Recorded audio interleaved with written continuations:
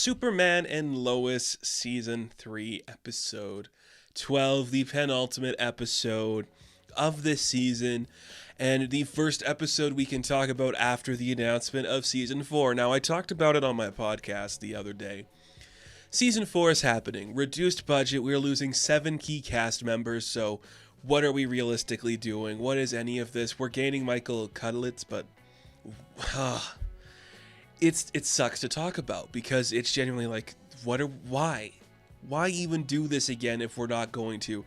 Is it because we had a story to tell with Clark and Lex? I don't know. But I don't know what to feel about Season 4 announcement right now. I'm hoping it's worth it, but again, I don't know if it will be. We'll have to wait and find out because this is the penultimate one of this season. This introduces us to Lex Luthor. I say all this stuff about Season 4 when I genuinely think this was a really strong episode and it made me smile. The character dynamics were great. The introduction to Lex Luthor was great. It's pretty wicked. Let's start with Lex because he's been teased heavily this season. Before we even got this season out, we knew he was coming. They were implying it for a long time. Michael Cudlitz got the role. We're all just kind of like, I guess. And then we saw that picture and we're like, I guess. I mean, big scary Lex is an idea. This is a good Lex. I really like him in this role because it's different than every other Lex. In the Supergirl universe, we had John Cryer, who was like, you know, classic, schmarmy, just like kind of like, hee Lex. Really creepy dude. This guy's just a brick, you know? He's like a slab of meat that you can punch and you're going to feel it. I really like it. I really like him. When we're introduced to him in prison, there's just some intense rock music playing. He's just a big slab of man just sitting down, controls the prison instantly. Half of his storyline that we see this episode is just his rise to power in the prison. He's there for 17 years. Day one, he's already making enemies, and as the story progresses, he slowly but surely starts to command respect. He threatens the warden's family. We literally get a call where he's in the office of the warden, and like his son's on the phone, and the warden's like, Dad, I'm gonna die. I'm like, that is crazy. And all because he wants to get like a pair of like, you know, like a shaving kit from one of like the prisoners there, and he wants to like shave his head. He's like, no one's cutting this but me. And he does that, so he gets the warden to get the guards to beat up the prisoners that beat him up, literally using the razor to punch cuts into Lex's face. And then he gets the razor, and then he shaves his head, and he commands the prison for 17 years. And I'm like, yep, you did it. You nailed it. Because that's what it's going to do. Networking day one. That's a Lex Luthor thing where from the very get-go, he's going to work to make the situation better for himself. Literally to the point where some guy is kneeling down next to a table, and he's using him as a chair to eat his breakfast. That's goofy. That's like a goofy plot thing that they didn't have to do, but they did for some reason. And then he gets out because Lois publishes a story that Lex is innocent, and you think, okay, here we go. He's walking right into the fray. He's going to start commanding everything.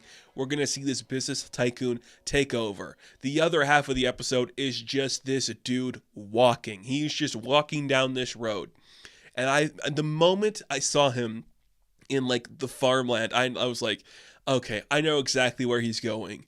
He's walking straight to the Kent's house. And you know what? He walks there. He walks from wherever Blackgate was all the way to the Kent's farm. It's an entire day's walk because it's nighttime by the time he gets there.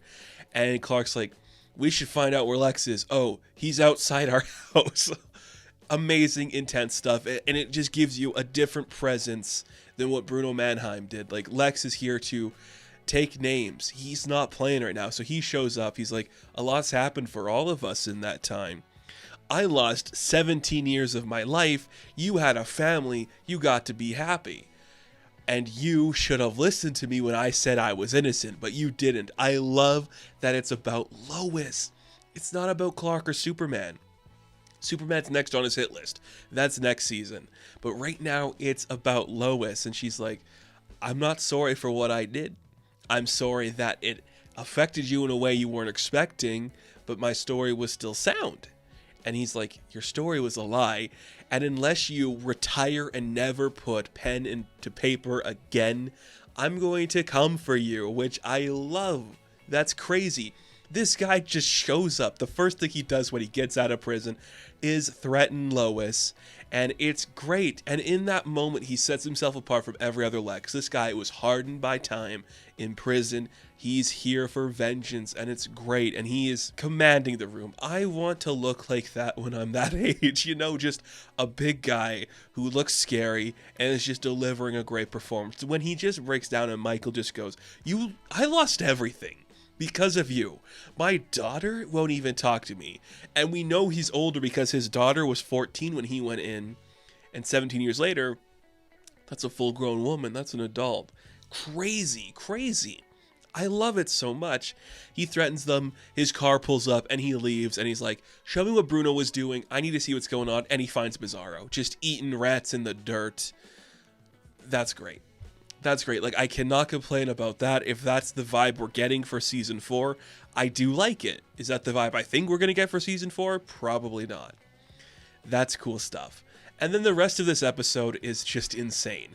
The rest of this episode is just parents talking for their kids and pissing the kids off. It starts because when they're at school one day, Junior's kind of like being made fun of because we were saved by some guy that wasn't Superman. And then Jordan's like, well, I'm sure whatever that guy did was a hero. And Sarah's mad, so Sarah goes to talk to her mom. So Lana's like, okay, I'll go talk to Lois and Clark. So she does that. And then Lois and Clark talk to Jordan. And Jordan's mad, but he's talking to... No, yeah, so that's happening. And then in conjunction with that, we see that Kyle is treating John differently at the fire station because of who his dad is. So Jordan and John are having a conversation about how, like, they're upset that their parents are talking to them a certain way, and then the parents both hear like the stories about that, so they say, Jordan, be respectful, don't do that thing. John, I'll help you with your situation. So Clark goes to talk to Kyle on behalf of John, and it makes him mad. So then Sarah's mad that her mom was talking to the Kens, and John's mad that his dad was talking to Kyle. And I'm like, this is funny, because I don't think that's what would really happen, and I think it's adorably funny and cute. And then Kyle talks to John like, look, I get it. If you have a problem with the way I'm treating you, what's the deal with it? Like, man, and John's like, I didn't tell my dad to do that. You understand, he's Superman, right? That's just what he does.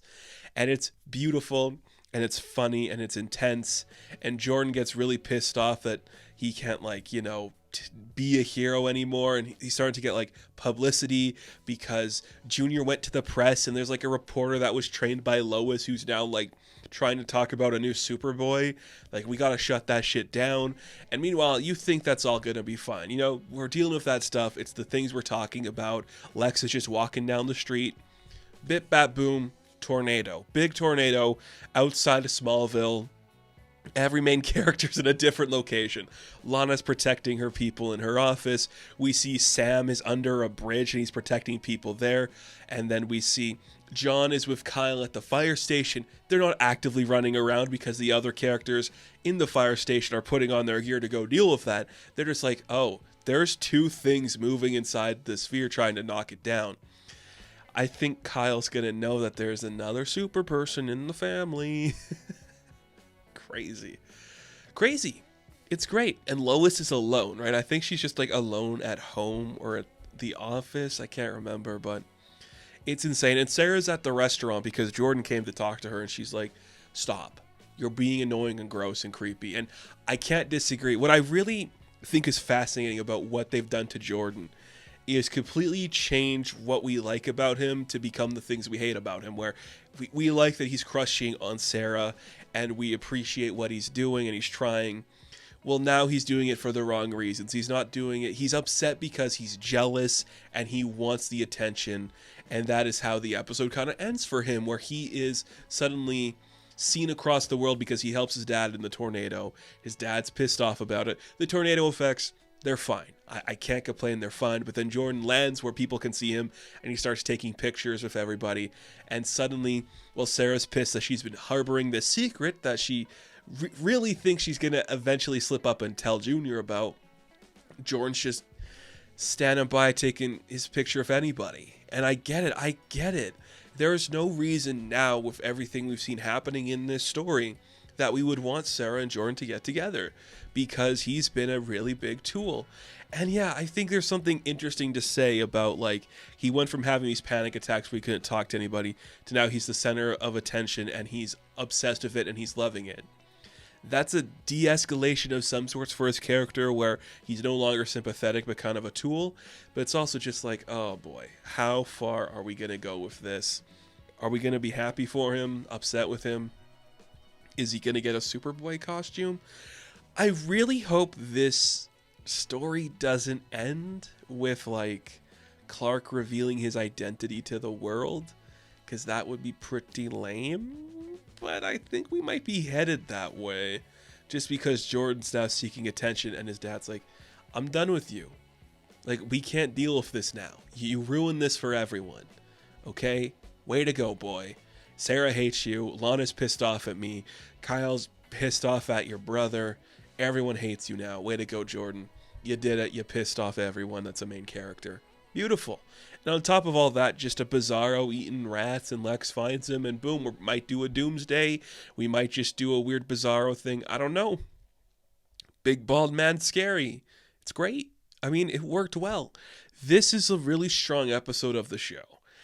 Does it feel kind of bad that we are probably not going to see half of these characters again next season? Absolutely. It's breaking my heart. I don't know how to feel about that, but this was a strong outing for every single cast member. They all did a lot of good stuff. They all had great moments.